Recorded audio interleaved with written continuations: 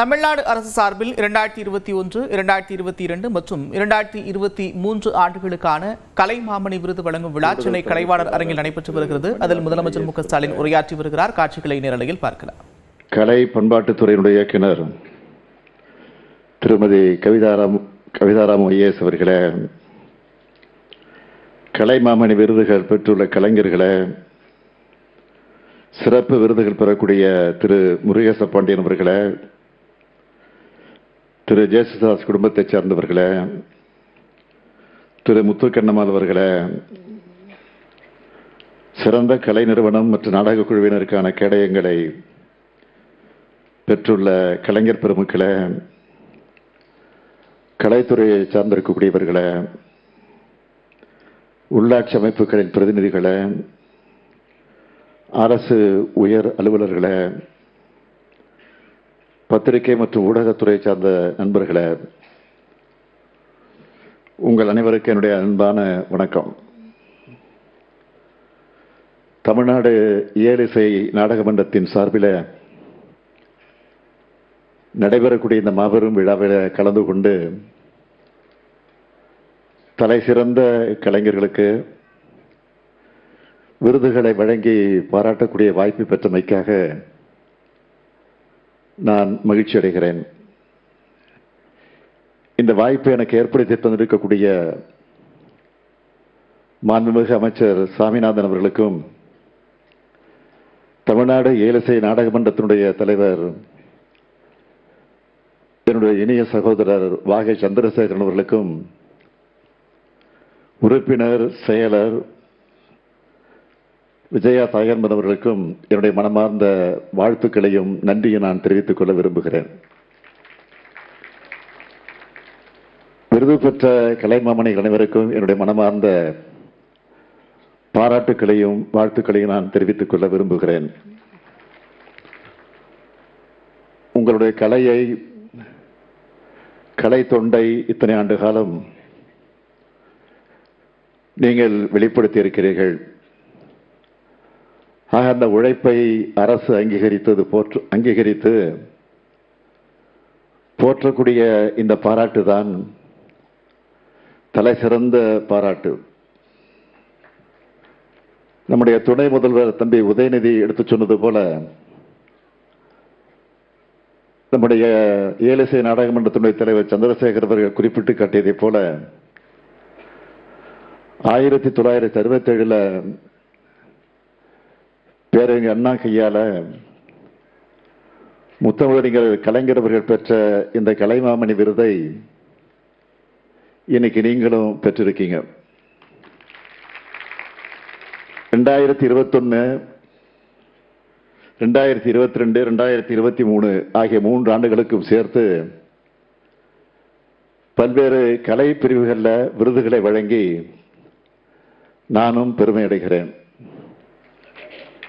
இயல், இசை, நாட்டியம், நாடகம், திரைப்படம், சின்னத்திர, இசை நாடகம், கிராமிய கலைகள், இதர கலைப்பிரிவுகள்னு கலைத்துறையினுடைய எந்த பிரிவும் விடுபட்டு விடக்கூடாதுன்னு கவனத்தோடு இந்த விருதுகளை வழங்குகிற இயலிசை நாடக மன்றத்திற்கு என்னுடைய மனதார சிறப்புக்குரிய பாராட்டுக்கள். இங்கே விருது பெற்றிருக்கக்கூடிய பெரும்பாலானோர் எனக்கு நல்லா அறிமுகமானவங்க தான். பலருடைய கலை தொண்டு பற்றியும் எனக்கு தெரியும். மூத்த கலைஞர்களுக்கு மட்டுமல்லாம வளர்ந்து வரக்கூடிய இளம் கலைஞர்களையும் அடையாளம் கண்டு மிக சரியானவர்களுக்கு இந்த விருதுகள் வழங்கப்பட்டிருக்கு. நீங்களே பார்க்கலாம். 90 வயதான மதிப்புக்குரிய முத்துக்கண்ணம்மாள் அவர்களும் விருது பெறுகிறார்கள். இளம் இசையமைப்பாளர் அனிருத் அவர்களும் விருது பெறுகிறார். அந்த வகையில் மிக சிறப்பான விழா இந்த விழா. கலைமாமணி விருது பெறும் கலைஞர்களுக்கு தங்கப்பதக்கமும் விருது பட்டயமும் வழங்கப்பட்டிருக்கு. இன்னைக்கு நாட்டில் தங்கத்தோட விலை என்னன்னு உங்களுக்கே தெரியும். ராக்கெட் வேகத்தில் ஒரு நாளைக்கு 2 முறை விலை ஏறிட்டு இருக்கு. இந்த விருது அறிவிச்ச அன்றைக்கு இருந்த தங்கத்தோட விலையும் இன்னைக்கு இருக்கக்கூடிய விலையும் ஒப்பிட்டு பார்த்தாலே புரியும். ஆனா அவ்வளவு மதிப்புக்குரிய வகையில் அமைந்திருக்கிறது. தங்கத்தை விட கலைமாமணின்னு புகழ் சேர்க்கும் பட்டத்துக்கு தான் மதிப்பு அதிகம். ஏன்னா இது தமிழ்நாடு தர்ற பட்டம். தொன்மையான கலைகளை வளர்த்தல், அந்த கலைஞர்களை ஊக்குவித்தல், அழிந்து வரும் கலை வடிவங்களை ஆவணமாக்குதல், நாடகம் நாட்டிய நாடகங்களுக்கு புத்துயிர் அளித்தல், நம்முடைய பாரம்பரிய கலைகளை வெளி மாநிலங்களுக்கும் உலக அளவிலும் எடுத்துச் செல்லுதல், தமிழ் கலைகளுடைய வளர்ச்சிக்கு அளப்பரிய பங்களிப்பு செய்யும் கலைஞர்களுக்கு விருதுகள் வழங்குதல், நலிந்த நிலையில் உள்ள கலைஞர்களுக்கு மாதாந்திர நிதியுதவி வழங்குதல் ஆகிய பணிகளை தமிழ்நாடு இயலிசை நாடகமன்றம் மிக சிறப்பாக செய்து வருவதோட அடையாளம்தான் இந்த விழா. அந்த வரிசையில நம்ம திராவிட மாடல் அரசும் முத்தமிழ் கலைஞர்களை போற்றி வருது. அதுக்கு சில எடுத்துக்காட்டுகளை சொல்லணும்னா, நலிந்த நிலையில வாழும் கலைஞர்களுக்கு மாதந்தோறும் 3000 நிதி உதவியை உயர்த்தி வழங்கியிருக்கிறோம். தமிழ்நாடு இயலிசை நாடக மன்றத்துக்கு ஆண்டுதோறும் வழங்கப்பட்டு வந்த நிதியை 3 கோடியிலிருந்து 4 கோடியாக உயர்த்தி வழங்கியிருக்கிறோம். நாட்டுப்புற கலைஞர்களுக்கு இசைக்கருவிகள், ஆடை அணிகலன்கள் மற்றும் கலைப்பொருட்களை வாங்க ஆண்டுதோறும் 500 கலைஞர்களுக்கு தலா 10,000 ரூபாய் வீதம் நிதி உதவி வழங்கப்பட்டு வருது. நலிந்த நிலையில வாழக்கூடிய கலைமாமணி விருது பெற்ற கலைஞர்களுக்கு 50,000 ரூபாயில இருந்து உயர்த்தி இப்பொழுது 1 லட்சம் ரூபாயாக நிதி உதவி வழங்கப்பட்டு வருது. உயர்த்தி வழங்கியிருக்கிறோம். நாட்டுப்புற கலைஞர்களுக்கு இசைக்கருவிகள், ஆடை அணிகலன்கள் மற்றும் கலைப்பொருட்களை வாங்க ஆண்டுதோறும் 500 கலைஞர்களுக்கு தலா 10,000 ரூபாய் வீதம் நிதி உதவி வழங்கப்பட்டு வருது. நலிந்த நிலையில வாழக்கூடிய கலைமாமணி விருது பெற்ற கலைஞர்களுக்கு 50,000 ரூபாயில இருந்து உயர்த்தி இப்பொழுது 1 லட்சம் ரூபாயாக நிதி உதவி வழங்கப்பட்டு வருது. பொங்கல் கலை விழாவை அடிப்படையாக வச்சு இசை சங்கமம் மற்றும் கலை சங்கமம் கலை நிகழ்ச்சிகள் 38 மாவட்டங்களையும் நடத்துவதற்கு 2 கோடி ரூபாய் நிதி ஒதுக்கீடு வழங்கப்பட்டு வருது. இதன் வாயிலாக 10,000க்கும் மேற்பட்ட கலைஞர்கள் பங்கேற்று பயன்பெற்று இருக்காங்க.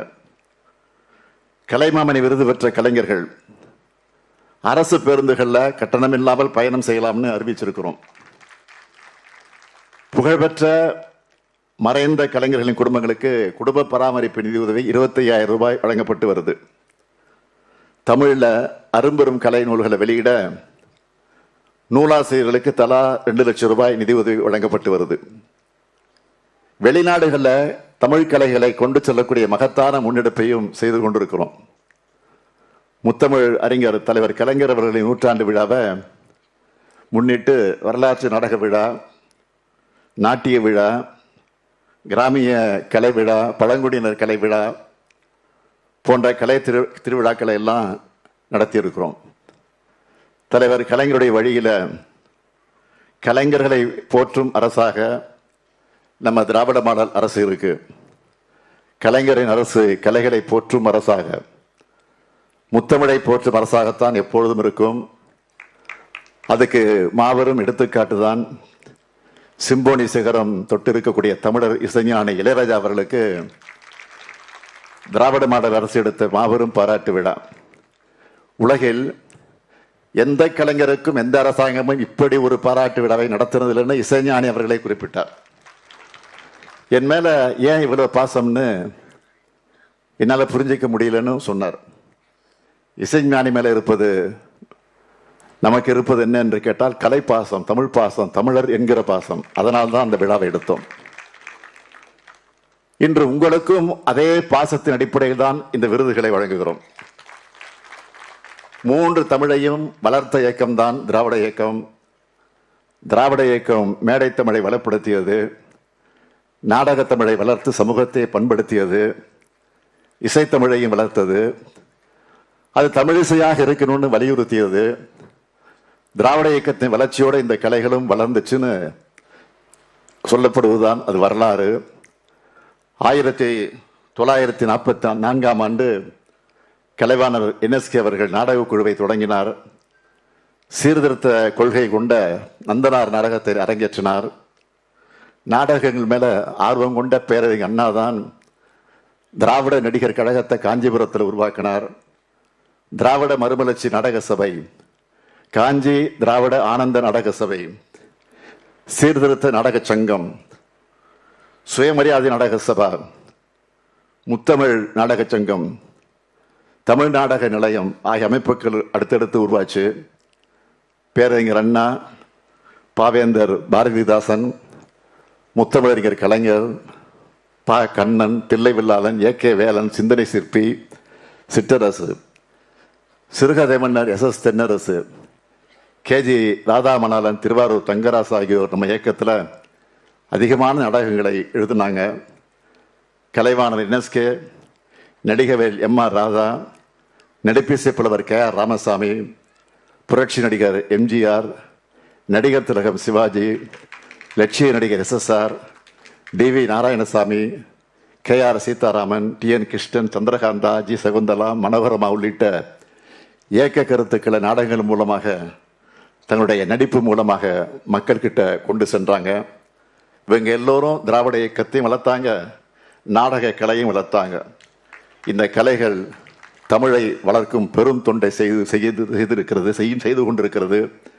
கருத்து, கொள்கை, பாணி, பரப்புரை ஆகிய அனைத்தையும் நாடக கலையில நுழைத்தது நம்முடைய திராவிட இயக்கம்தான். எழுத்தும் பேச்சும் இலக்கியமும் கலையும் மொழியும் வளர்க்குது, மொழியையும் காக்குது. மொழி சிதைந்தால் இனமும் பண்பாடும் சிதைஞ்சிடும், நம்ம அடையாளமே அழிஞ்சிடும். அடையாளம் அழிஞ்சா தமிழர்னு சொல்லிக்கிற தகுதியை இழந்துடுவோம். தமிழர் என்ற தகுதியையும் சுயமரியாதையும் இழந்து வாழறதுல என்ன பயன்? அதனால கலைகளை காப்போம், மொழியை காப்போம், இதயத்தை காப்போம், இனத்தை காப்போம், அடையாளத்தை காப்போம். நம் கலைஞர்கள் இங்கே மட்டுமல்ல, உலகம் முழுவதும் சென்று கலைகளை வளர்க்கணும், தமிழ் கலைகளை பரப்பணும். அதற்கான அனைத்து முயற்சிகளையும் உதவிகளையும் இயல் இசை நாடக மன்றம் செய்யணும். அரசும் அதற்கு உறுதுணையாக இருக்கும் என்று உறுதியளித்து விடைபெறுகிறேன். நன்றி, வணக்கம்.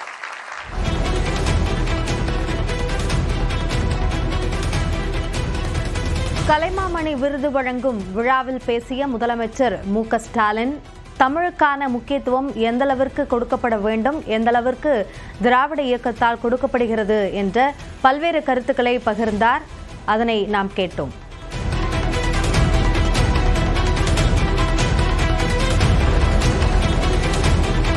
மொழி சார்ந்த அடையாளத்தை இழக்கும் பட்சத்தில் தமிழர் என்ற தகுதியை இழக்க நேரிடும். அதனால் அதற்கான முக்கியத்துவத்தை எல்லா நேரங்களிலும் கொடுத்தே தீர வேண்டும் என்ற கருத்தையும் முதலமைச்சர் மேடையில் பேசியபோது பேசினார்.